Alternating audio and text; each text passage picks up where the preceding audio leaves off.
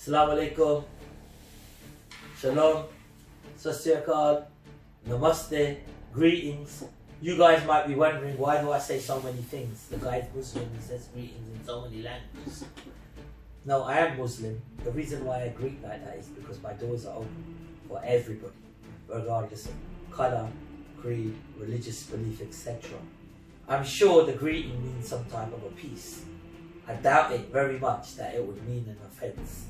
So for all the critics out there, I just like to say, I am a Muslim, and I feel the biggest religion on this God's earth is humanity. Today I'm hitting with my friend here, Mr. Michael Filippo. Michael, hello. Michael's a great man. He's been working in the community. How old are you, Michael? I'm 66. 66 years old. This guy is a personality that I respect. This man, God has blessed him with hands. He'll build Caesar's palace if he has to. Where's your origins from, Michael? You are I'm a Greek Cypriot. He's a Greek Cypriot guy here. God has blessed this man. I've seen him make buildings here in Essex, great listed buildings. He's made the work on the Vishnu temple in Southall, I believe. You did work, I remember once in it. I actually built. You built that one, yeah. Right from the scratch. Right from the scratch. You built the holy. You also done work in the synagogue in Hendon. Yeah. Yeah, you done work on the altar. On the altar, the man is being gifted. He knows his stuff. For the Sephardic Jews. Yeah, that's right. And this also, gentlemen, I done work for some controversial things. May I just say it, Mr. Gaddafi. He's done some work for him. Let's not talk any further. Because people want to get nosy when I ask you more questions, so you want to start knowing the links. Let the critics hate. Let the haters hate, Michael. Hate. This man is a great man. He did work in Africa, Nigeria. Mr. General Ajija, yeah, he did work with Mr. General Ajija and other. He knows about the other types of businesses. Nigeria Let's not talk. He's now into politics, I believe. Nigerian Minister of Labour. There you go. There you go. People go up to fly the ranks, and we're still here, Michael. Yeah. We're still here in our offices. Michael came to me and you contacted me. It's been some time and I've been away, but then you contacted me some time back and you had a problem. Yeah. And it was in a high court in Chancery Lane. Yes, I had some sharks chasing me. Yeah, some sharks that are connected with some. Claiming some unreasonable money.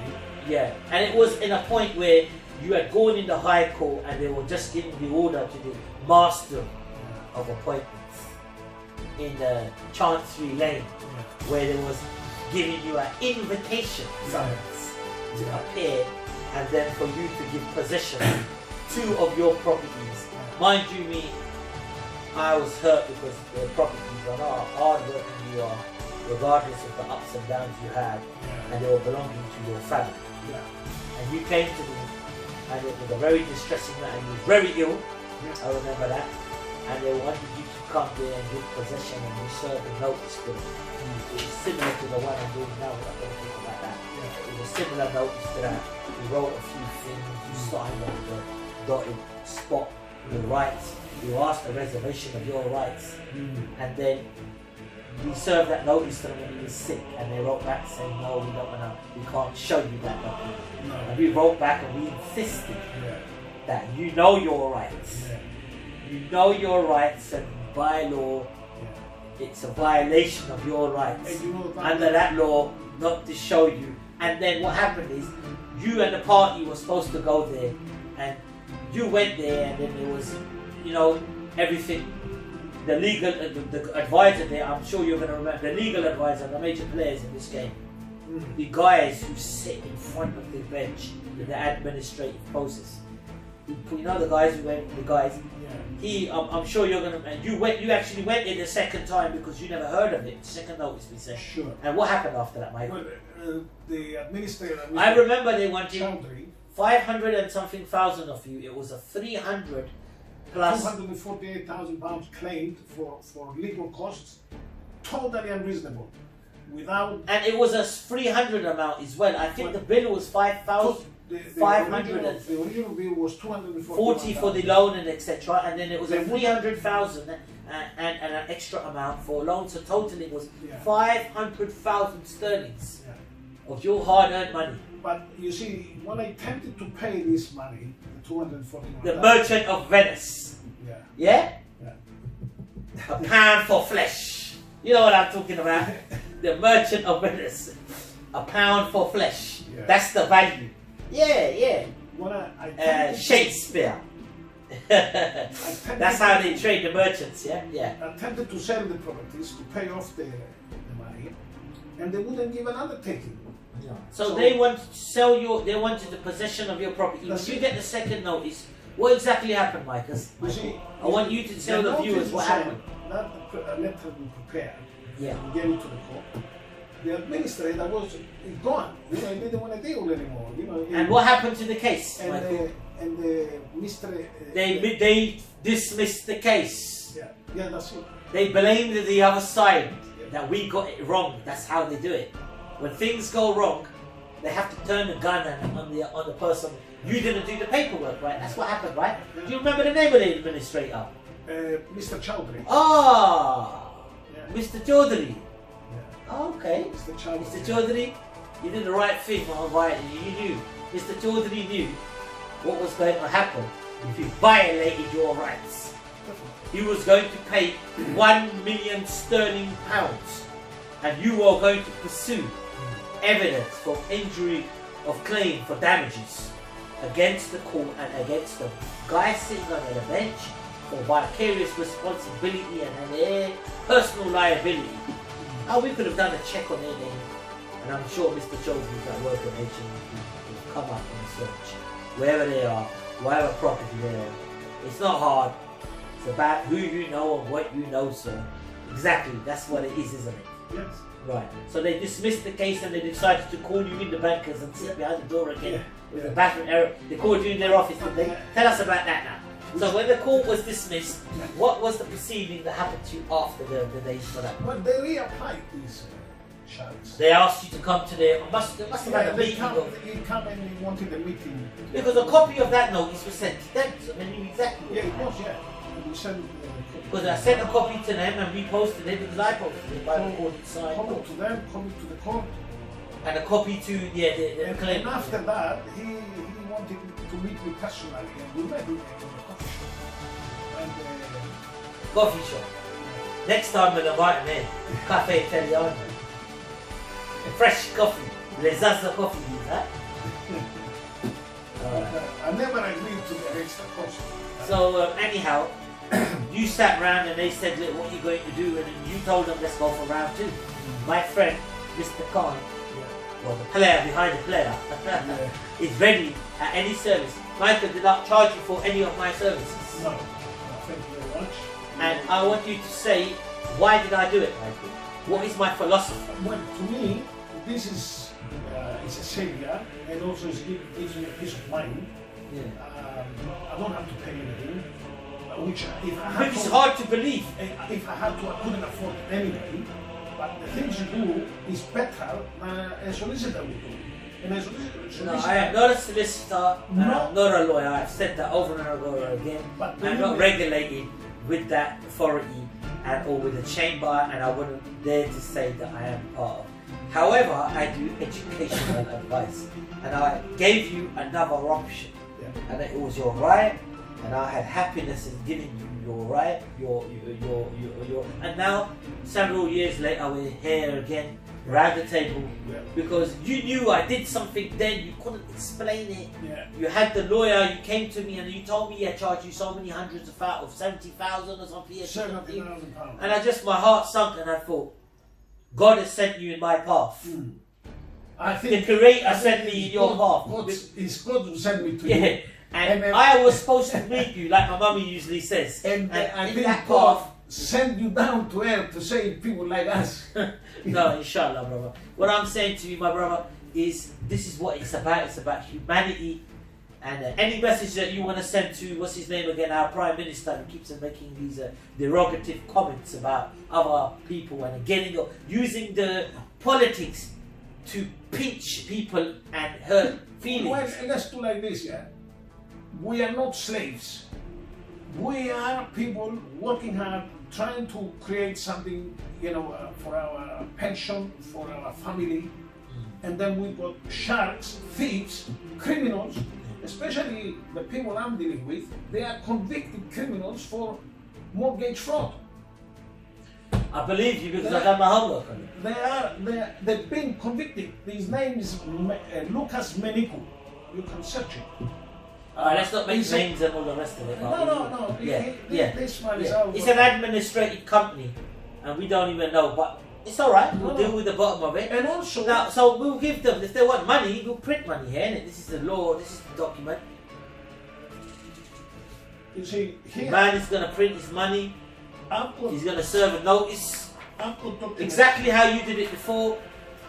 And God willing, your heart is clean. You've got the guts. You've come to me, brother. And very important that proves there is a man. Very, very dangerous characters here. Mafia connection. But this mafia dealing with mortgages. They are not interested. Remember, the biggest mafia is sitting in the court. Money laundering. The biggest mafia is sitting in the councils. The biggest mafia is sitting in the councils, who then sits in the magistrates, who has a connection. The biggest mafia has a newspaper in their pocket. They're the ones who print what is going to give the permission to give the information of what is right and what is wrong. That's why you have come here, Michael. Yeah. Because I stand there for you. Yeah. Because God is with you. And you are, you're a man of truth. You're a good person, a human being. You've done services so other religious faith people can practice their belief.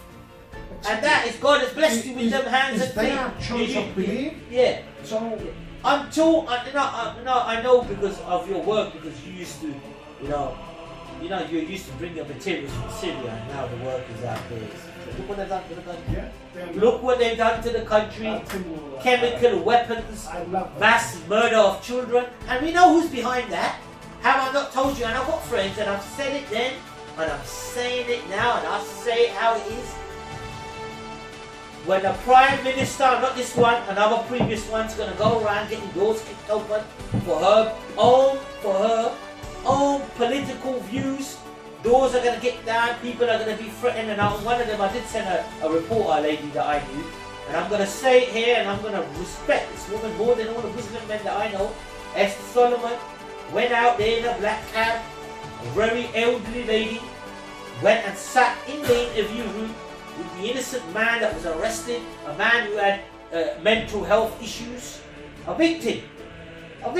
Yeah. He had issues. They threatened him, his family. They broke in the door. They went there. They violated him. They held the kid for 20, 30 days. Nothing happened. Theresa May for the elections. It was just like the elections here. They did it there. Innocent people got hurt. But all right, if the terrorism act has happened, don't use it for your own beneficial gain and start doing raids in diverse communities. Innocent people was taken, the lady went there, the man was released without charge, and now obviously they find a reason, and I told the family of the kid, they had the kid. Well, I'm saying the child, the young man. They had the young man, he got sent back in prison, all the rest of it. But it is, I just want to say one thing, and I'm making it clear, that incident happened in 2017, I believe. It's very interesting to know the beneficiary of that attack that happened and killed children, the Camel attack, if the beneficiary was no other than your husband, Mrs. Prime Minister, Theresa Philip May, your husband was the beneficiary. He had contacts with those tycoons who created those chemical attacks. It wasn't the Mr. Putin, the Russian Prime Minister. Mr. Putin, I salute you. You said the right words. Any society that overcomes family, Satan is not equal to God. Satan can never be equal. Family structure, who takes any society wants to break down a family structure. I saw your sermon before the Christmas speech that he does, and he's a good Christian man. We've had our ups and downs. I am from one of those people whose families broke down and brought the Berlin Wall down. That's right. I'm from that bloodline, my friend. So I wouldn't be. But at the same time, I'll shake your hand compared to what these evil atrocities are happening out there. Innocent people that died in that region, 20 years, young men. You can't blame me and say anything. I've got family members. I've sweat, bled and died for this country, and I'm against that war that you created for 20 years out there. You're supporting that guy in America who's caused the last 3 prime ministers in America, 23 years, 3 leaders, 9 countries you've invaded. How many millions of people have died over that? Innocent people? No. The society needs to wake up. Each society has a responsibility in their own community. Each responsible leader of the minority communities has to speak up, or he is a traitor to his own people. He needs to tell the truth. He needs to educate himself to tell the truth, and if he doesn't, he's committing treason upon the people. It's regard of colour, religion, and belief. I've never ever spoken against minority groups, or I've never said any homophobic thing. I've never said a racial thing to anybody else. However, I've been staunch my policy against those people that violate the rights of others and then use the bullying. What are you going to get of harming 1.2 billion people that ran around harassing their religious belief? That's what they were doing, appeasement. This is what fascism was doing, what my fathers fought. When our fathers fought in the Second World War, in the Muslim era, when they went and fought the Ottomans, unfortunately, when they had to fight these Nazis, that's what it was. They were the traitors in the Muslim world. But they never saw it that bad. What they saw was innocent people was dying. And I've had a problem with this issue for many years. To come to terms with this issue, that to live as a second-class citizen. You understand, Michael Filippo, you've come from a background where your villages was taken. You became, like many people of the Kashmiri origins, you became a refugee. And to laugh upon them, but at the same time, you've got tolerance. I respect you, Michael. You go there, you sit with a Muslim, you sit with a Sikh, you still art, you sit with all the rest of them. You know, I know that you got hurting feelings inside you, but you know inside you, your life and your age has taught you something like that. Hate is a disease of the heart. You cannot attain enlightenment through hate. It's blackens your heart. The politics is the people. They're all okay. You know, people like us. Yeah. You know, believe it or not, Turkish people. They are so similar to us. Exactly. What they eat, what their habits, they are all believe me. Yeah. Like brothers. But the American says, no, you cannot live together. You are enemies. Well, that's your political view, Mr. And you're entitled to your political view. Mr. Trump, you heard that, Mr. Trump? You heard what the man just said there? What you've just done, and you're just trying to create this third world war. Mr. Trump, you're a liar, you're arrogant, you've been knocking people, everything, how you got to the top is all through crime and fraud. So don't point the finger at me saying I'm some criminal. You can bring my history up. You can make phone calls happening here and from other disclosure companies, your front companies, and you know, I'm going to get who your people are. Any one of your front companies here, we know who they are. You can disclose, you can try to do this fear-mongering in the people, but they won't listen because I help all the community.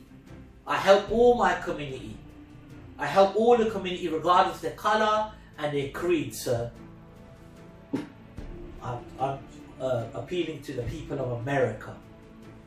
Open your eyes and snap out of this brainwashed nation. You need to answer questions. I'm saluting those veterans that have been coming out in America recently and who's claiming to an end for these barbaric wars. You're going to war with people because you have this extreme ideology. Extreme ideology. You've been funded by people. If somebody told you, Michael, that to jump down jump off the cliff, you need to know it's my actions. Yeah. So will we know, Mr. Trump, what's going on? You need to, Mr. Trump is part of this same regime and these elitist people, and he's been saying all those things about Muslims and South American people, them hard-working people. Stop this, Mr. Trump. Stop your hatred. Stop your collaboration. Stop your assassination of people. Third, fourth man on, and the assassination is continuing. Stop it, Mr. Trump. You're only going to hurt yourself. You cannot win a war when you do not win the hearts and the minds of people. British people know that. The British military leaders know that. You can't force them. They know that. They've done 20 years. They've been trying to hurt those innocent people. Many innocent. You cannot run a government in Afghanistan by the taxpayers' money. You've got the taxpayers' money paying the wages to the soldiers. You've got the taxpayers' money paying the ministers. You've got the taxpayers' money building buildings. You've got Africans in America.